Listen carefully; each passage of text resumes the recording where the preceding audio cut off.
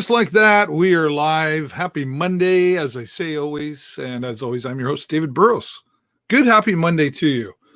Hope you've had a good weekend. I always like to ask if you had a good weekend. What'd you do over the weekend? And wherever you're watching from, please say hello in the comments below. We are live on YouTube. We are live on Facebook. We are live on Twitter. And we're live on Twitch. If you don't know what Twitch is, go to twitch.tv, find out. So we're live not only in multiple places, but around the world as well. We want to say hello to our friends watching throughout the United States on our Facebook hub there. We're also on our Facebook hub in the United Kingdom, South Africa, and I think Australia is picking us up too these days. So that's great. And why would they pick us up from this little community show here in Sarnia, Ontario? Well, I'll tell you why. With COVID-19 showing up, a lot of people have said, oh, live streaming, I should learn how to do that. Great idea, I say. Been doing it a while. But the thing about live streaming I want you to think about, and one of my guests coming up shortly, Don Fernandez, will be able to prove this. It connects people around the planet. And there's really truly no borders on our planet now because of the power of live streaming. Now, whether that's going live on Facebook or using your or using your Zoom call or FaceTime or whatever that is, and you're able to connect with people all around the world, no matter what time zone they're in. And the thing about that is, it is an opportunity to build relationships. And I would say, especially with COVID right now, building relationships is more important than it has ever been.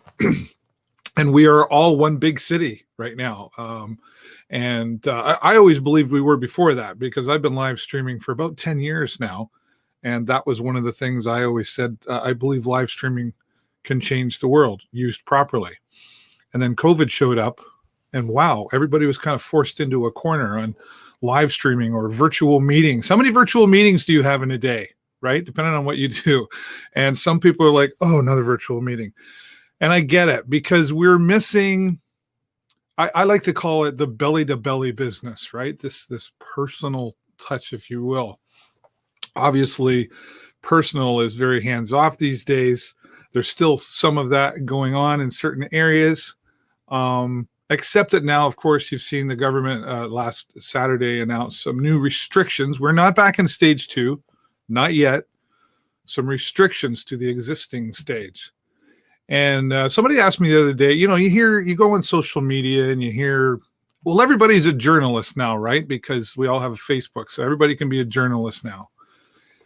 And everybody's got an opinion about it.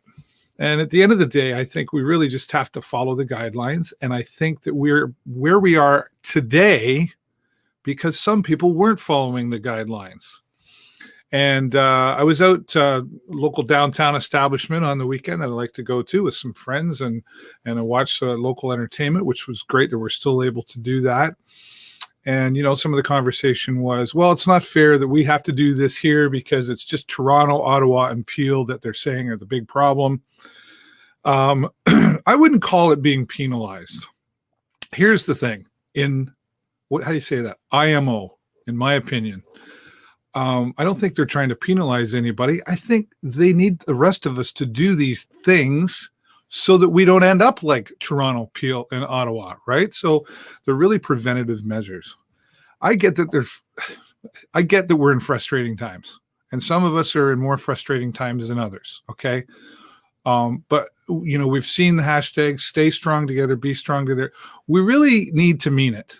We need to really band together and follow the guidelines. I believe that,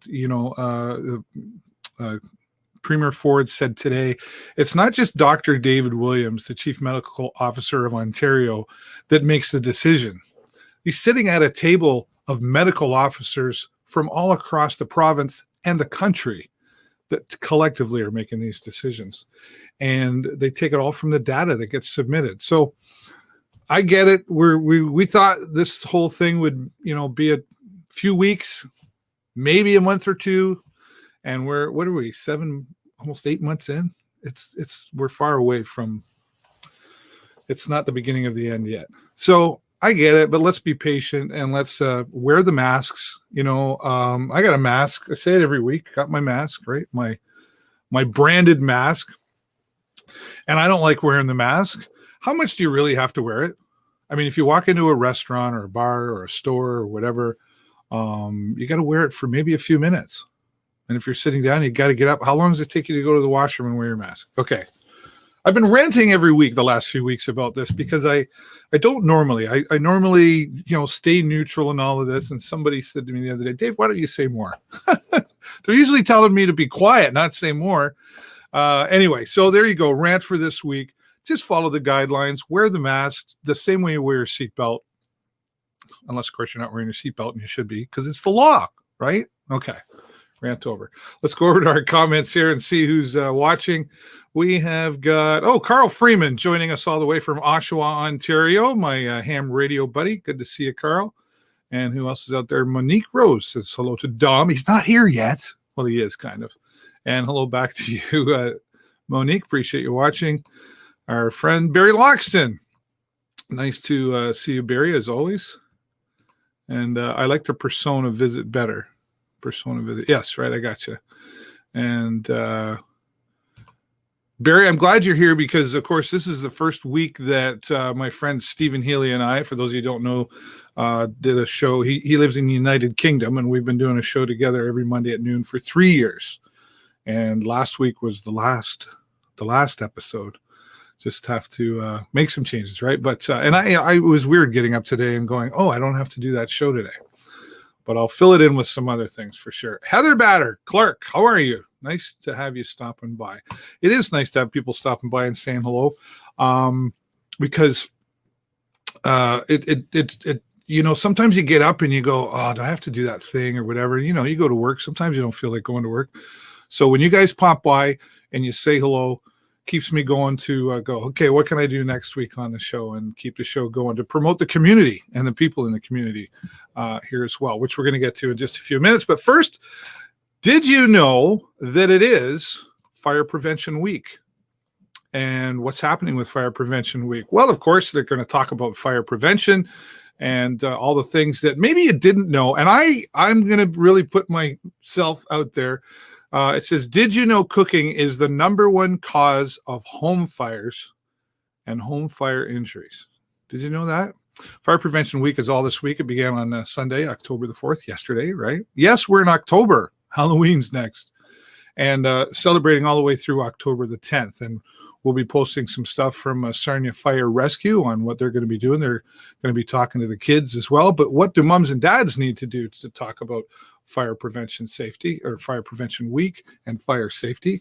Go to Sarnia Fire Rescue on Facebook to find out what you can do as a parent and help your kids understand the importance of it. And one of the things you can do, that's Sparky the dog, Sparky's Fire Prevention Week Adventures. And you can take Sparky here, and big kids included, color in Sparky and share it with the hashtag Fire Prevention Week. And they want to see all your stay inside the lines or go outside the lines, whatever. Fire Prevention Week, of course, very important and looking a little different for our friends at Sarnia Fire Rescue this year, but they're still putting it out there and using social media and reaching out to all of you, hoping that you will support them and getting the word out about Fire Prevention Week. So, all right, who else do we got out here that's saying hello? Heather says, good, thank you. I went to Sunday school with Dom over 40 years ago. That's why I stopped by. Oh, I hear, and I thought you were stopping by to say hello to me, Heather. Over 40 years ago. You're revealing yourself a bit there. And Jean is out there as well. Hello to you as well. Says hello to. They're really here to see Dom. They really are here to see Dom. All right, so Fire Prevention Safety Week. Remember that and hashtag Fire Prevention Week. Now, entertainment has looked a lot different around these parts as well, and all over the world for that matter. And Blue Water Border Fest, like many other organizations, had to adapt and make some changes. So you may or may not already know that Blue Water Border Fest in 2021 has announced new dates, June 24th, 25th, and 26th. And some of their musical guests have been announced. You can go to Blue Water Border Fest on Facebook to find out more about that. But they sat back and they did some thinking, the Blue Water Border Fest committee, and they're like, what can we do? We want to do something not only to help entertain Sarnia and the surrounding area, but to say thanks to their frontline workers. And they came up with this, Rockin' the Runway. Yes. Have you heard of this yet? It's only been out for a few days. Rockin' the Runway on October 23rd and 24th. Sarnia's first drive-in concert experience at the Sarnia Chris Hadfield Airport. How cool is that? Yes, a drive-in concert. That's all I got for you right now, because I was speaking to Mark Perrin from Blue Water Border Fest the other night, and he says, no, Dave, you have to wait. So coming up this week, you can expect some announcements as to who is going to be there, and it's going to be a really big deal. I can tell you that for sure. Okay, so look for it on my Facebook page coming out later this week. We will have an interview with likely Mark Perrin from Blue Water Border Fest. And I imagine you'll hear it on the radio too. So keep your ears open for the exciting big announcements that are coming for Rockin' the Runway, and mark that on your calendar, October 23rd and 24th. I'm really excited because I'm going to be a part of it as well. And they won't even let me tell you how that way yet. All I was allowed to do is take this logo and go, this is happening. And it's like, okay, if that's all I can do for now, thank you very much for that.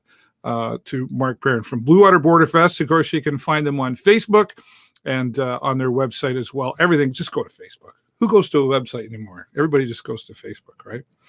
All right. We've also got some friends on Twitch who are watching us. Satya, there you go. Likes the Sparky the dog. I think it's a great idea as well. And we hope you like Rockin' the Runway. And thanks to our friends at Blue Water Border Fest who are allowing us to talk about that. All right. Enough of all of that. I know he's really excited. And I've known this gentleman for probably at least 40 years as well, too, Heather. My good friend, Dom Fernandez. I still can never get used to calling you Domingos. I know that. I've always just called you Dom. And same likewise with you. It's Dave, not David. Right. You're one of the few that can get away with calling me that. And, actually, on my birthday, we celebrated our 26th year of friendship. Yeah, we've been together a while. 26 years. Wow. Where was I? Never mind. Yeah. We were probably in a bar somewhere, and I was probably hosting karaoke, and you were singing Tragically Hip or something. You first started off, I believe it was Gutterball's Restaurant at Marson Bowl. Oh, wow. I forgot about that. Yes, Marson Bowl, my karaoke. Whew. Thanks for bringing that up, Tom. You're welcome. Well, it's been quite a journey for our friendship, and we could probably write a book on that, but instead, something that's been a journey for you, you've written a book about your journey with MS, and it's finally coming true to life. You've got to be excited for that. I'm stoked. Dolly has been absolutely phenomenal, helping me along writing this book. And we got a couple of tweaks to do, and once it's available, it'll be on Amazon, and you can get it in paperback, ebook, and order it in 100 different languages. That's amazing. I'm so proud of you. Of course, I've known about this journey and your journey with MS for some time, and I knew about the book. But let's go back a little bit for those who are maybe just catching up on what's happening with this book. Let's go back maybe about a year and a half ago. I think the journey of writing the book began, right? September last year, I believe it was. Okay, yeah. So about a year. And what made you decide one day to just wake up and go, I'm going to write a book? Well, actually, Anita Myers actually had a big hand in that. Yeah, well, let's tell everybody who that is. Anita Myers was your first international guest on the show. That's right. I just happened to notice Rose Gold Publishing commenting in the comment section, so clicked on the link, reached out to Dolly, and sent her that first live stream public speaking engagement that you did for me, and something about it caught her eye, and this is where we are today. Yeah, well, and that kind of goes back to what I was saying in the beginning of my commentary, where live streaming really connects us throughout the world now, and we'll be able to. And this was a connection long before COVID. It didn't take COVID for you to decide to do this. Why did you decide to do this? Why? I mean, obviously you have MS and you've struggled with that for years, but why was this important for you to put into a book? Well, not only is it telling my story and kind of writing to heal, uh, and honestly, with Dolly's help, this book has just turned out beautiful. And not give it away too much, but just letting everyone know that Dave wrote my prologue for me, and what he wrote, beautiful. Well, yeah. Well, when you asked me to write the prologue for the book, I was like very flattered. I've never done anything like that specifically before, and I was like, wow, I just felt really good that you would even consider to ask me to do that. So, it took, I'll tell you, when Dolly asked me to say, oh, you and her had a conversation about we doing that, I was like, well, how long do you need? Because I could almost write a book about him. And then it really did take I thought, for the few words that I had to put in there, it really took quite a bit of thought. Anyway, we'll leave it at that and hope people will enjoy that. Talk about I mean, this had to, we don't have to go into details, but, this costs some money to put on, and, you're on limited budget. This had to be was this a big struggle for you to get this done, or talk about that a little bit? It was quite the struggle at first when I first started. I was having Wendy Anderson from the MS Society helping me start doing some fundraising and whatnot. But then COVID hit. So as far as Wendy knows, honestly, when COVID hit, that was the end of the book. She has no clue. Yeah. So some people are going to be really super surprised at this, right? I know you've had a lot of great family support in all of this. Was it hard to I mean, you probably had a lot of things you wanted to put in the book, but did you have to edit stuff out?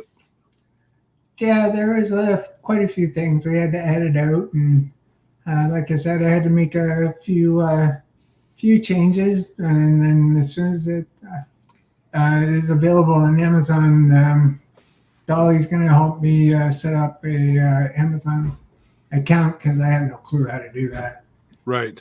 But, and that's where Dolly's been a big help. She's from Rose Gold Publishing, right? That is correct. And just want to say congratulations to her about her European expansion. Oh, what's that about? She actually has now, Rose Gold Publishing has now moved to Europe. Oh, wow. Okay.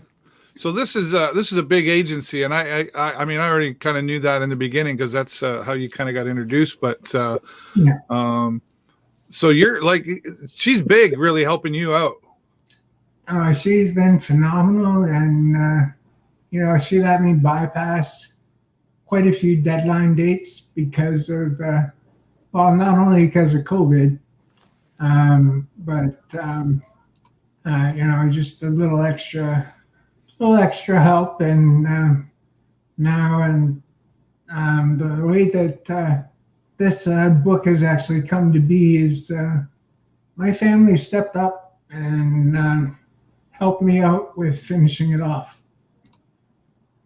And I've made a lifelong commitment, even long after I'm gone. If my book is still selling, the MS Society will still receive a portion of the proceeds. So, okay. So a portion of the proceeds from the book are automatically being donated to the MS Society, in general, or just in Sarnia Lambton? In general. Okay. To help them fund their programs and services, and of course, MS research. So this is your way of kind of giving back to the MS Society. That's talk about what the MS Society has done to help you out. They've helped me out with the equipment. They've helped me out with air conditioners, and actually got Wendy and I spoke to the students at Lambton last November. Did a Right.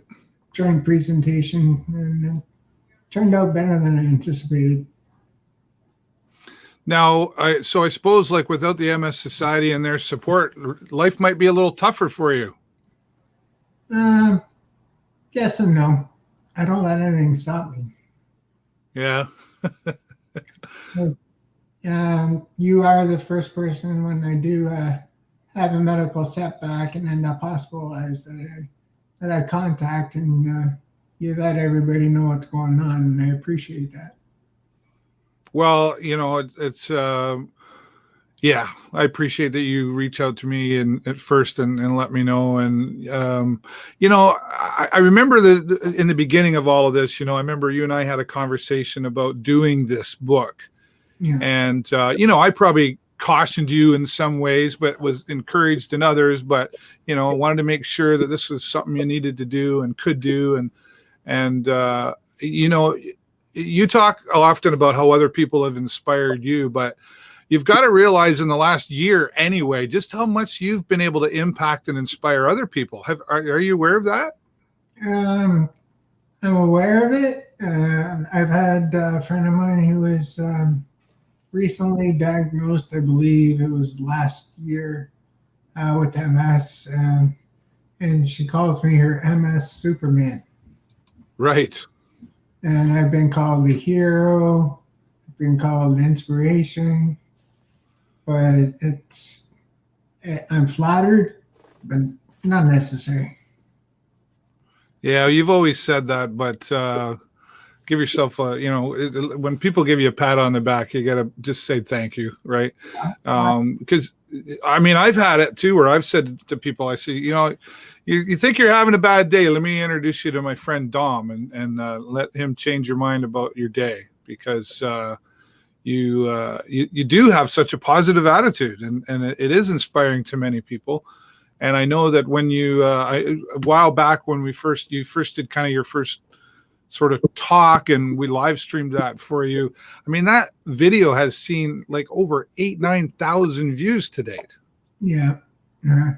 I was quite impressed. Actually, when I reposted that in the group, somebody had commented that I was an excellent presenter, and I was flabbergasted, because being the first time, never doing it, I just kind of winged it. So, well, you winged it well. Well, it did. I did get a lot of comments about being inspired from that.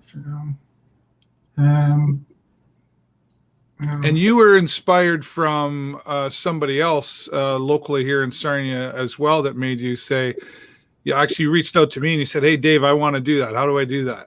Yeah, that would happen to be, and everybody in Sarnia will know this name is Dan Edwards. Yeah. I just happened to be at a tattoo shop making a deposit for a tattoo, and he came in and explained who he was, and that he was a motivational speaker. And when I left the shop, it's like something kicked me, and that's something that I've been wanting to do for years. Yeah. And and I finally basically threw myself in the proverbial fire pit. Took the first date available, and away I went. And as you watch the video, you can see the more I talk, the more relaxed I became. Yeah, you did. Well, I can relate. I do a lot of speaking too, and it's always that first few moments where you're like, "Oh, is this going to work?" And then once you get your mojo rolling there, right? You're just away you go. And one of the things you've done too, and congratulations on the book, by the way, because I'm aware of the obstacles that you came along the journey there. So I'm glad that journey's worked out to get the book, your journey with MS, a long road out to coming to Amazon very soon. One of the things that I wanted to bring up too, Dom, while I've got you here is, well, of course, our original connection was karaoke and singing, right? And you've been able to keep that up, and through COVID, you've been singing some karaoke via live stream, right? Yeah, live streaming, and just to touch a little bit on live streaming, as you mentioned, Jerry, a little earlier.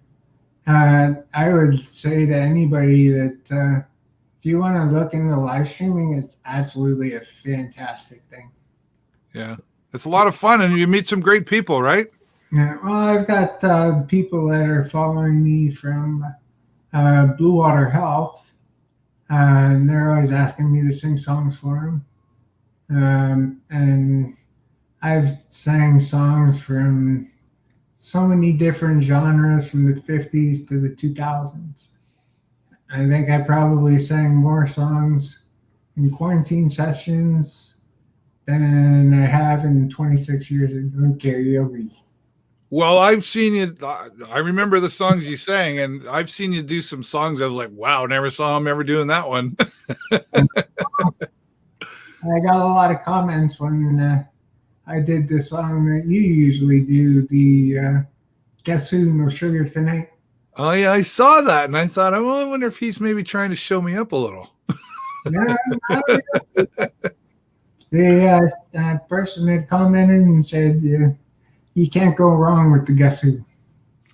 Well, I couldn't agree more with that. And Dom, I really appreciate you taking the time to be here with me today. And I mean, I know we get to talk a lot online and stuff, but having you here on the show means a lot to me, because it's kind of like the wrap up of what things are about to happen, coming soon to Amazon, right? Do we have a date in mind yet, or in line? Or do you know yet? We'll probably have a date within the next little while. I have a meeting with Dolly in about 5 minutes. So, all right.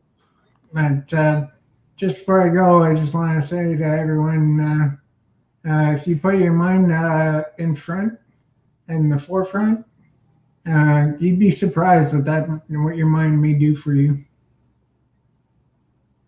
Dom, you're awesome, buddy. And I love you. And I'm so proud of you for pulling off this book coming to Amazon. I can't wait for my I need a signed copy. Definitely, when especially a photo op, maybe do a book launch here in Sarnia. I'd love to see that. I'll be happy to help you with that too, buddy. Definitely. All right. Well, thank you for having me on the show, and everyone that joined, thanks for joining. Anytime, buddy. Bye for now. Dom Fernandez, been a friend of mine for about 26 years. You've heard him there. And him and I together have had quite the journey through life, and we've had a lot of fun together, and we've had a lot of interesting moments together. And I'm so proud of my friend Dom for being able to, he is the most positive person I know. I like to think I'm pretty positive, but he's the most positive person I know. And he came through so many obstacles with this book, financially alone. And then he's had a lot of health issues. I recently had a pacemaker put in there. And he still just kept going and kept going and kept going. So it really is an inspirational story. And Dom has been inspirational to so many people. And I know there's many that are watching that would agree with that. So Heather is asking, can you repost that? I think she's talking about the video that we did a couple of years ago for Dom, live stream that's had thousands of views. I will dig it up, and actually I'm going to upload it to YouTube, and then I'll be able to share that link. And Heather says she'll take a book.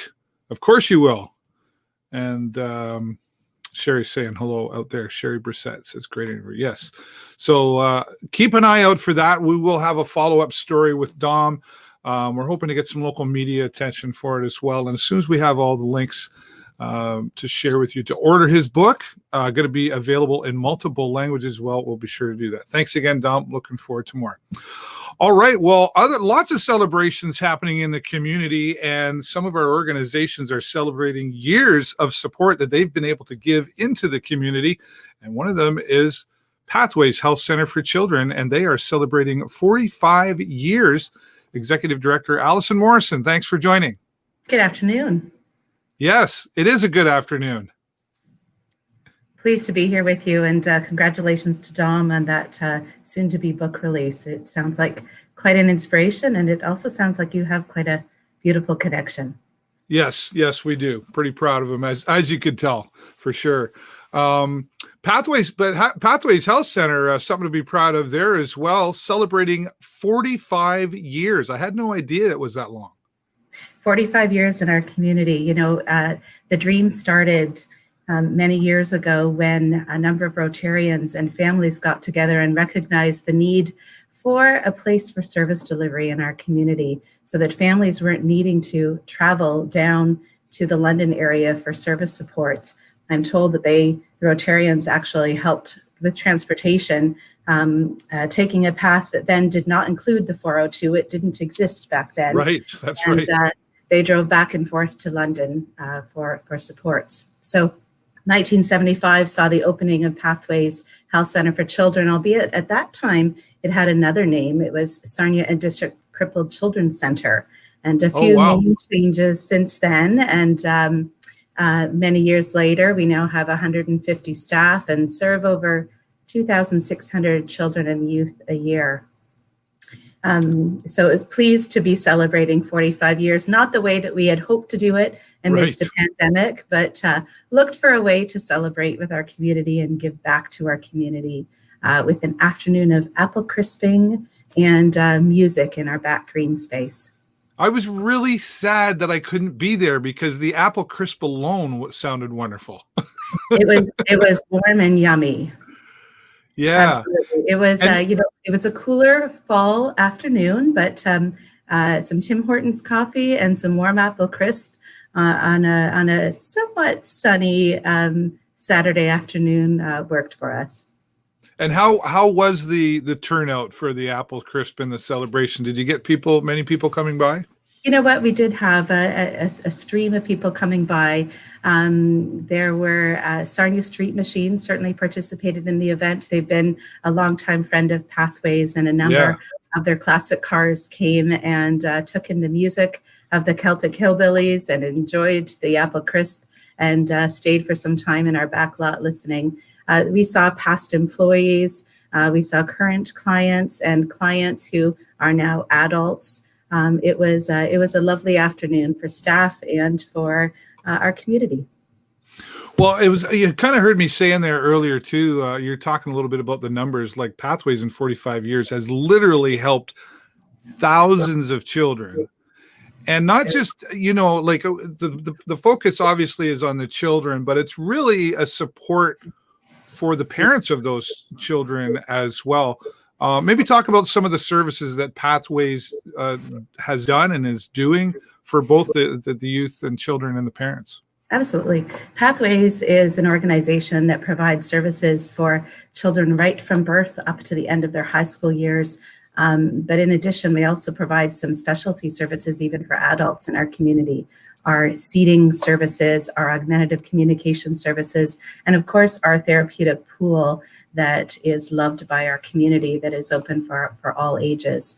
And you're right, absolutely. Pathways is about helping children develop their goals, their communication, their physical, and any developmental goals that they have. But in order to do that, it really is about wrapping around the child. And so it is working with the support group around that child to become the therapist for the child all week long. Right. So we're working very closely with families and helping them learn skills and strategies that can help their child. Sometimes it's also just about offering supports, though, in supporting those families as they understand a new diagnosis and what that means for their child or for their family, and understanding the resources that are required to support and sustain their family. So our team of social workers, our fetal alcohol service support program, also very important pieces to our service delivery. Yeah, well, and make that delivery happen. Let's talk about the root of it all, money. That has to come from somewhere.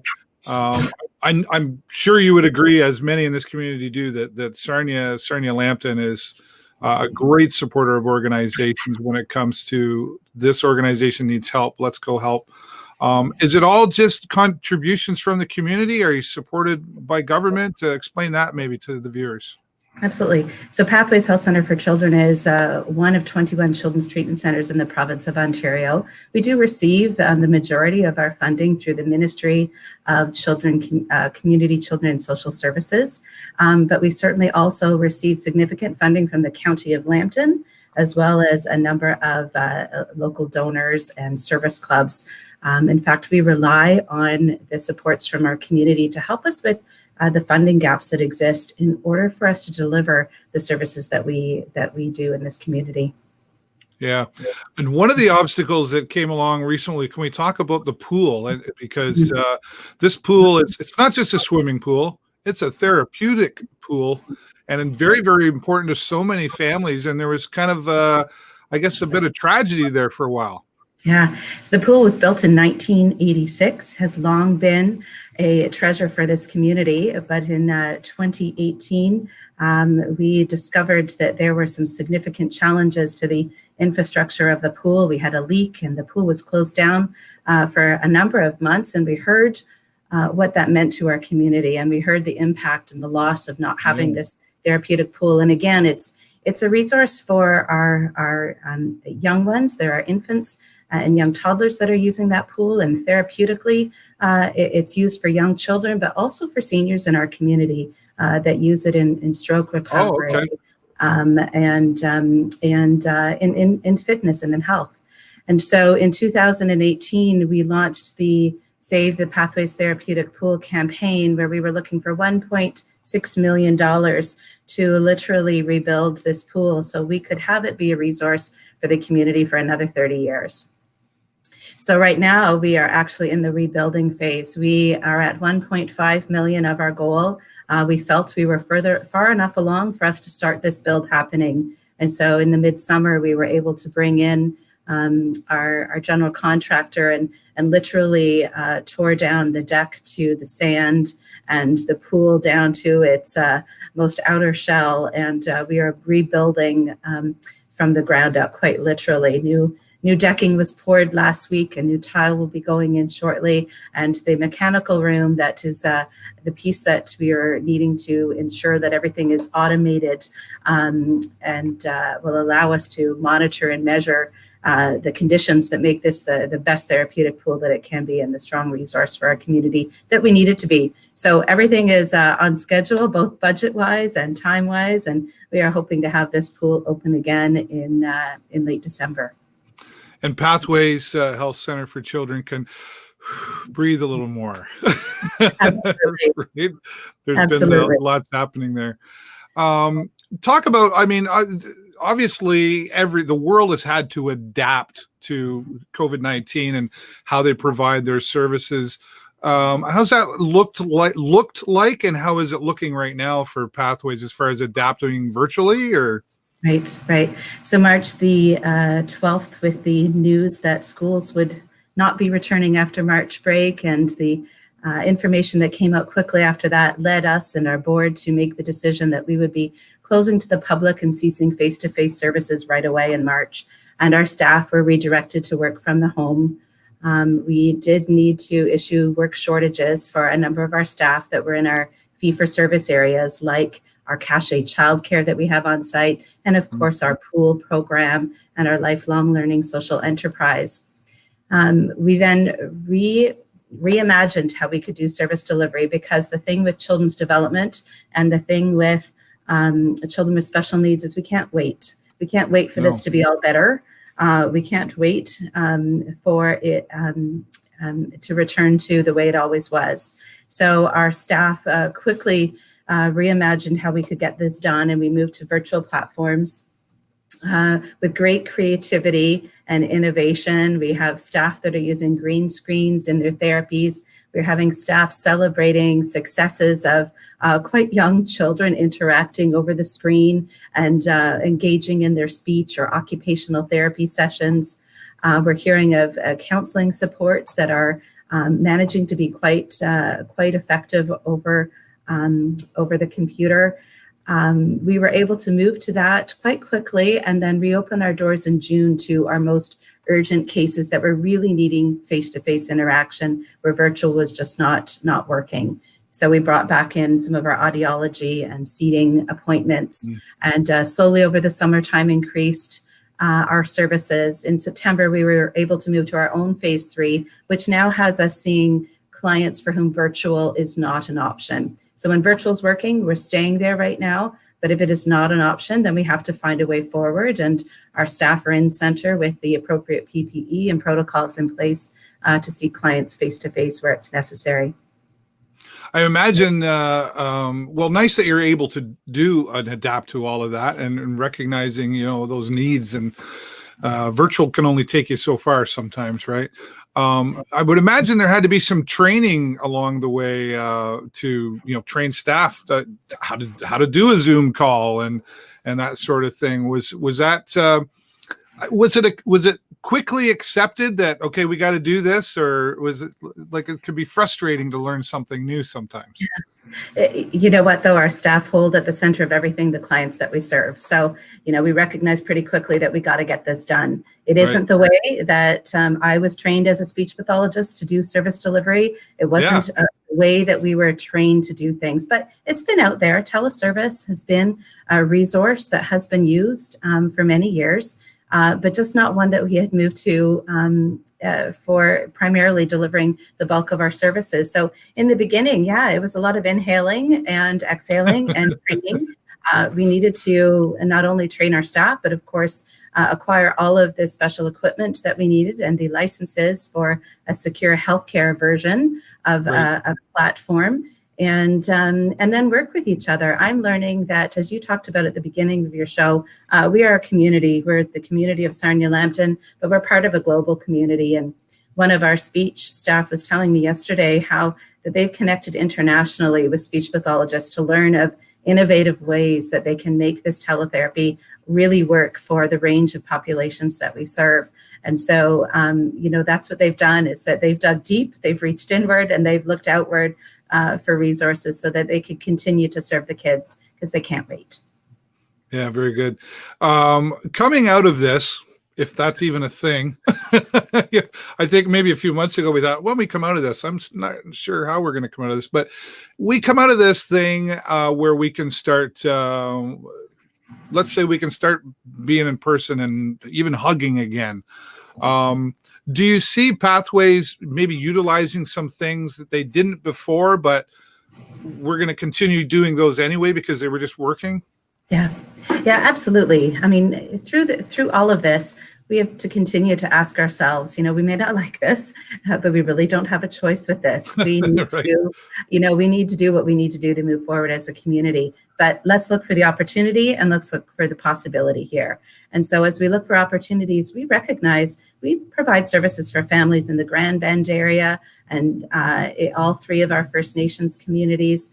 This can potentially make accessible what was a challenge before. And so we are hearing from some of our families that, even when things go back to normal, that they're finding this a very effective way to access service. So I imagine it will be a way forward. I heard from a member of our feeding team that being able to visit right in the household of families and see the positioning of a young child as they're taking in food and chewing and swallowing, and being able to offer in the moment, in the home care, is a really effective way of doing their work. So, eyes are open to the possibility in this, and I don't think virtual is going to be going away for us. If virtual can work, then we'll be looking at that as a good way for us to be using our resources, both for families and for our staff that travel regularly to the regions of Lambton County. Well, cost effective, I guess, too, right? Which everybody's got a budget. They got to try and stay within those guidelines. So Right. that's great. Well, congratulations to you and your team on 45 years. The one thing I will say is, at different events, et cetera, I've gotten to know many of the staff at Pathways. And the thing I notice is it's not just a job or a career to the folks at Pathways. They really are passionate about what they're doing. And that's, I would say, probably a big part of what makes it work. So congratulations to everyone there. Are we going to see any more celebrations throughout the year to celebrate 45 years? Well, we'll be dreaming about the ways to keep on telling our story. Like Dom is telling his story, we know that it's important for us to tell the story of this organization in our community. So we'll keep on looking for ways to celebrating not just Pathways, but the kids that we're here to serve. 100%. I couldn't agree with you more on that. And you're welcome to come back here and tell the story anytime. Lovely. Many thanks, Dave. Thanks, Alison. Have a great day. Alison Morrison from Pathways Health Center for Children, the executive director, and appreciate her telling part of the story, a 45-year story that has had quite a journey itself, and many supporters in the community. Here to talk about the Sarnia Street Machines, Sarnia Rotary, etc. So fantastic that they've hit 45 years, and again, helping thousands of families in our community. And I didn't realize, I just heard say they go as far as Grand Bend and some First Nations as well, which is fantastic, right? So thank you, Alison, for being here. Well, it's been an exciting show once again. Thanks to our guests, of course, Alison, and of course, my dear and good friend, Don Fernandez, talking about his new book coming to Amazon very soon. It's been quite a journey to write the book, and it's a book about his journey with MS, a long road. Looking so excited for him and so proud of him for that. And thanks to all of you for being here. And of course, I want to say thank you to our supporters who keep us going around here as well. Thanks to our friends at Oswald's Diner. Motorcycles, including me, are still on the road, so please drive aware and ride aware. That goes for the motorcycle riders as well. We got to keep aware of everything else that's happening on the road. And if you haven't been down to see Oswald's Diner and their delicious home-cooked food, I'm not paid to say that. I do eat their food regularly. It's delicious. They've also got Macs and Cheeses online available for delivery and pickup. And they've also got sliders, another new part of their kitchen as well. So check them out online, Oswald's Diner. And thanks to them for their support as well. And all of our other supporters, Huron Signs and Age Event Graphics, Hughes Intelligence, Active Ears. Thank you, Christine Fiji, for all your support. Joe's Discount Tire, Philly Cheese Jakes. And I'll give a shout out to my son who has J-Man's Affordable iPhone Repair, who does support his dad here as well. Really appreciate that. And of course, thanks to all of you. That's all the time I got for you this week. Have a great week and an even better weekend. And we'll see you next time right here in the show. Bye for now.